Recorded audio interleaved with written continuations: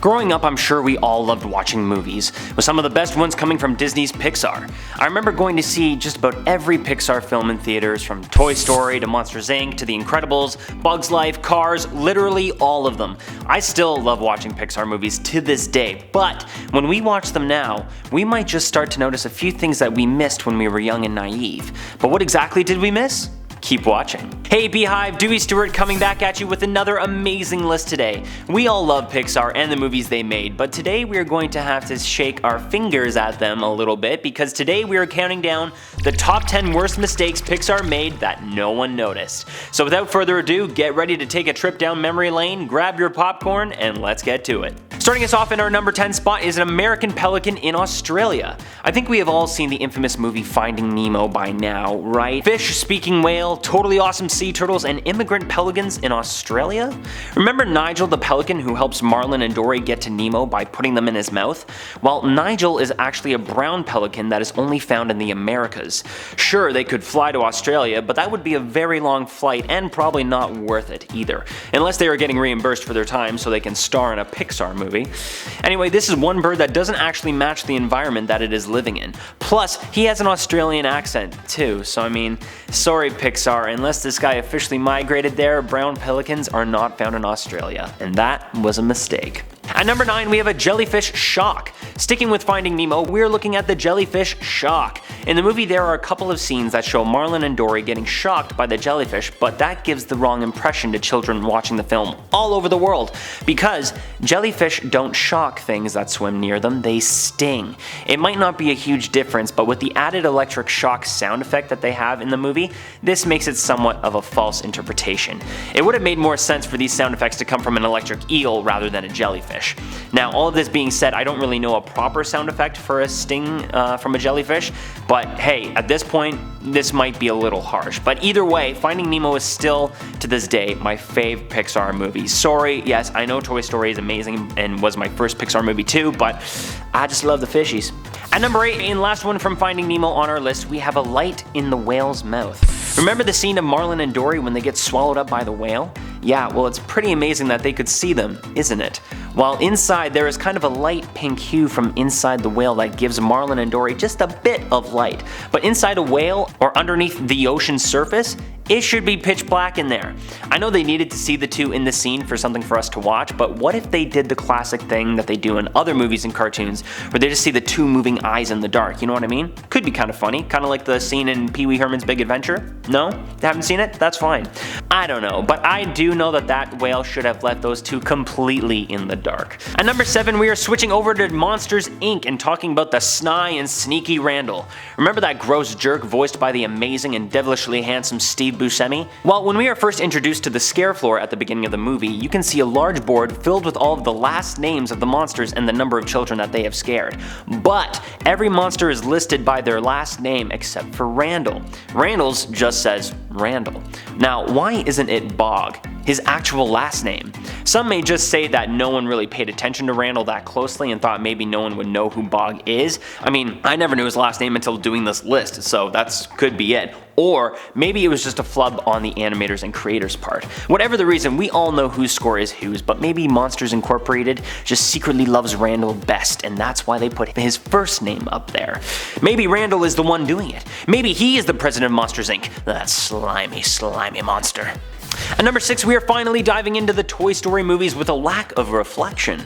In a scene in Toy Story 2, Piggy Bank Ham goes to turn off the TV when an Al's Toy Barn commercial comes on, and when it shows the screen, we should see Ham and Rex's reflection, but there is none there.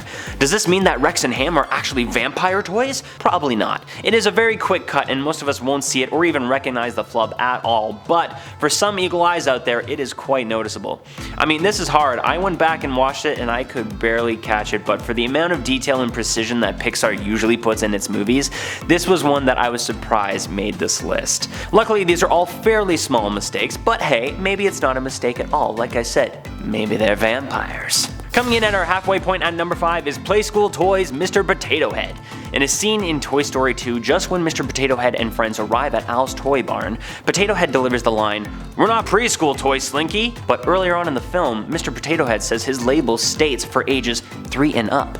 The Potato Head toys are also made by a company named Playskool, mainly in charge of making toys for preschoolers and young children.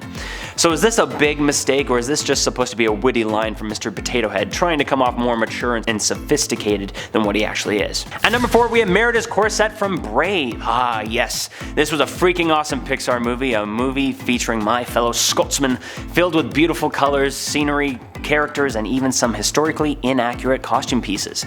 The corset that Merida is wearing in the movie wouldn't have existed until the 17th century, and yet this movie is actually set in medieval Scotland, which at the latest would have been in the 15th century. So that's quite a bit of time before the corset that she is wearing would have been available to the world. But hey, maybe Scotland is just ahead of the curve. I can see it. I mean, we were one of the first people to make plaid a wicked style choice, and kilts. I mean, we have amazing music played from the bagpipes.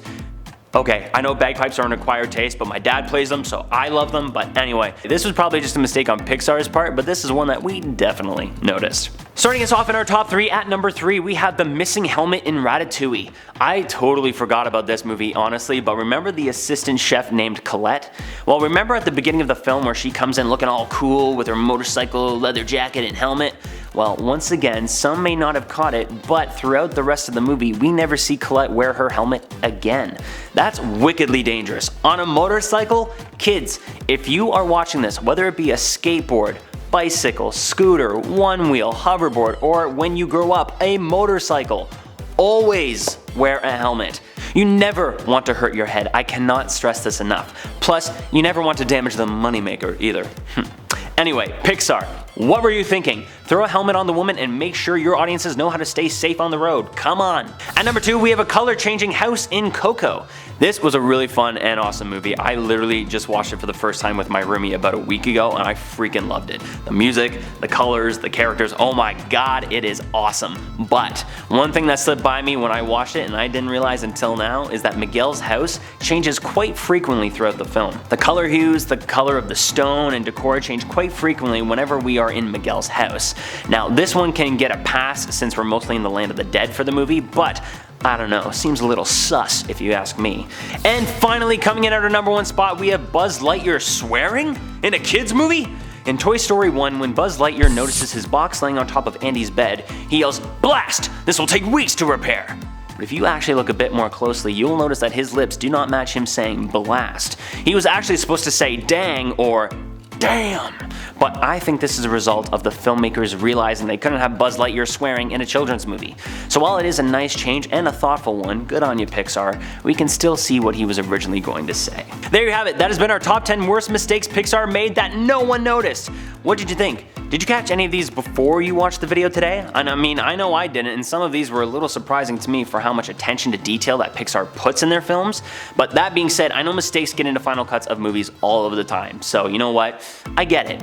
But which one was the most surprising to you? Let me know down in the comments, and don't forget to like and subscribe to our Hive. Until next time, I have been your host Dewey Stewart, and I will see you all back here very soon. Until then, see ya B.